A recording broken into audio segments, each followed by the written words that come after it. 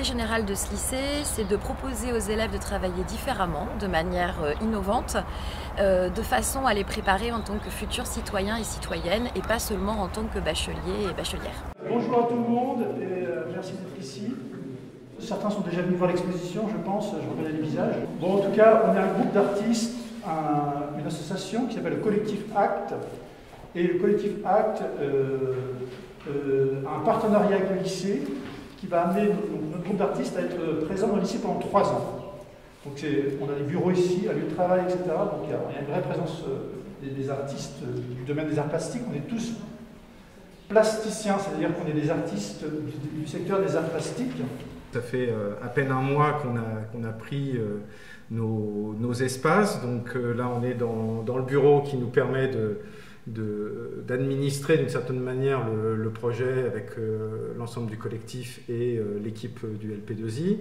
Vous avez peut-être vu tout à l'heure l'espace d'exposition qu'on partage avec le lycée. Donc alternativement, dans cet espace de galerie, des enseignants proposent des projets à eux et nous des projets. Et l'idée, c'est de les faire croiser à un moment. Donc on est dans une première année où s'établissent les rencontres entre les 10 artistes et l'ensemble de l'établissement, puisqu'on a à cœur que ça ne s'adresse pas que aux lycéens ou aux enseignants, mais aussi à tous les personnels qui travaillent ici, quoi. C'est-à-dire, il ne s'agit pas de montrer des œuvres déjà établies ou déjà faites en atelier, ou qui se feraient à l'écart, en fin de compte, des élèves. C'est de montrer comment s'achemine un processus de création et de le partager dans toutes ces étapes possibles en fonction des disponibilités des uns et des autres. Alors pour nous, l'intérêt est multiple. D'abord, c'est inscrire les élèves sur un temps long de découverte artistique, de découverte plastique. Ça permet vraiment l'immersion dans plusieurs types d'art et de propositions d'artistes, et c'est ça qui est vraiment intéressant pour nous. Donc, ce sont 2 artistes qui vont proposer des ateliers ouverts, différents ateliers et propositions vis-à-vis des élèves et évidemment investir la galerie en termes d'exposition. Mais il n'y a pas que la galerie qui est investie par les artistes et pas que leur atelier, il y a aussi différents lieux du lycée. Ce qu'on espère à terme, c'est que le lycée vive sous toutes ses formes par le biais de ce collectif, et donc qu'il puisse investir aussi bien à l'extérieur que différents endroits à l'intérieur et qu'il ne soit pas simplement cantonné à la galerie. En fait, l'idée, c'est qu'il y ait une sorte que ça fasse chambre d'écho, chambre de résonance au sein du lycée entre les élèves, les œuvres d'art, qu'elles soient disposées un peu partout et que tout ça vive ensemble. Ça nous permet de développer des projets à long terme, de créer du lien, avec les enseignants. Voilà. Oui, c'est tout à fait intéressant, aussi bien en termes, je dirais, d'activité artistique, de représentation institutionnelle, mais aussi de relations et d'échanges avec les élèves et les professeurs. C'est aussi très stimulant pour nous. Ça fait une semaine une semaine qu'on a ouvert l'exposition et on a eu pas mal d'échanges, des visites avec les étudiants qui posent des questions, les enseignants. C'est trop cool dans notre lycée d'avoir accès à des rencontres entre nous et des vrais artistes, parce que moi par exemple je fais partie de l'aspect art, et du coup c'est chouette de pouvoir voir des gens qui font ça au quotidien et qui pensent différemment et tout, et de pouvoir découvrir leur travail. Et puis surtout, le fait qu'ils travaillent au lycée, ça nous permet de faire des projets comme ça, et puis de voir comment eux ils travaillent, et pas forcément de voir que la finalité de leur travail. Et puis d'avoir accès à... là par exemple, ils sont avec nous dans leur exposition, ils peuvent nous expliquer quelle a été leur démarche et leur projet initial et tout. Du coup, c'est vraiment une belle opportunité. J'aime ça beaucoup. Il y a les trucs de nom, on voit ça ici que on ne connaît pas où ça vient, où ça pique en fait. Donc on a vu qu'on peut demander, il peut nous expliquer comment on fait.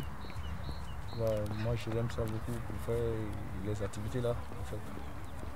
J'ai vraiment l'impression que c'est parce que l'art va faire partie des murs et que la pratique artistique va être perçue comme habituel et rentrer dans une forme de norme pour les élèves, que ça va générer une attirance, un attrait, une capacité à justement aller voir ce qui se passe à la galerie, discuter avec les artistes, une forme de simplicité en somme qui va permettre aux artistes comme aux élèves de se côtoyer.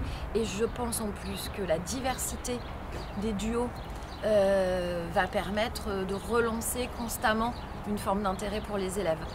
Nous, en tant qu'enseignants, les compétences sont multiples. D'abord, les compétences disciplinaires. Chaque prof peut puiser dans ses expositions, dans ses performances, dans ses installations, des choses qui, dans son champ disciplinaire, peuvent faire résonance, peuvent rentrer en résonance avec les savoirs et compétences développés en cours. Donc, je pense notamment, en l'occurrence là, le duo de Dominique Robin et Julie Monet. Il y a des choses très intéressantes à faire pour les collègues d'histoire, géographie et de sciences, avec le paysage, l'idée de strates en termes de pierre, de géologie. Petite explication sur cette photo. Vous voyez, cette photo-là, je l'ai mise dans l'eau. Et puis, je la trouve très belle. Je cherchais un moyen d'en montrer tous les éléments. Et puis, en séchant, l'eau, évidemment, est partie, sauf aux intersections des éléments, et du coup c'est l'eau qui fait le dessin de la pierre. J'appelle ça plutôt l'eau dessine, parce que c'est vraiment l'eau qui fait le dessin de la pierre. Et puis c'est d'autant plus juste que c'est l'eau qui a cassé la pierre, parce que c'est l'action de l'eau avec le gel qui elle-même a fragmenté le paysage. Ce sont d'abord des compétences disciplinaires, mais aussi et surtout des compétences plus larges qu'on souhaite développer auprès de nos élèves, comme l'autonomie. C'est-à-dire que les élèves sont amenés eux-mêmes à investir les ateliers ouverts, la galerie, à se présenter auprès des artistes, à dialoguer avec eux. Ça fonctionne vraiment très très bien. Les portes de la galerie sont constamment ouvertes, les horaires d'ouverture sont affichés et ça c'est vraiment agréable. Nos élèves ont l'habitude, de par l'architecture de toute façon circulaire, de passer devant la galerie. Tiens, qu'est-ce qui se passe? Ils vont rentrer, ils vont saluer les artistes qui eux-mêmes vont leur parler, une discussion va s'amorcer, c'est vraiment ça qu'on cherche. Et puis pas seulement la galerie, aussi avec toutes les autres œuvres qui vont être disponibles au sein de l'établissement dans d'autres lieux potentiels. Une des compétences développées, c'est la capacité, par imprégnation presque, qui va être celle des élèves à comprendre, adhérer, se former au regard artistique en général. On reste persuadé que même un élève qui ne participera pas à un atelier ouvert, le fait de baigner dans un univers où les œuvres d'art sont présentes, où des œuvres plastiques sont présentes, où des artistes ont un discours méta sur leur travail, ça donne la capacité de s'interroger sur ces œuvres en particulier et l'art en général.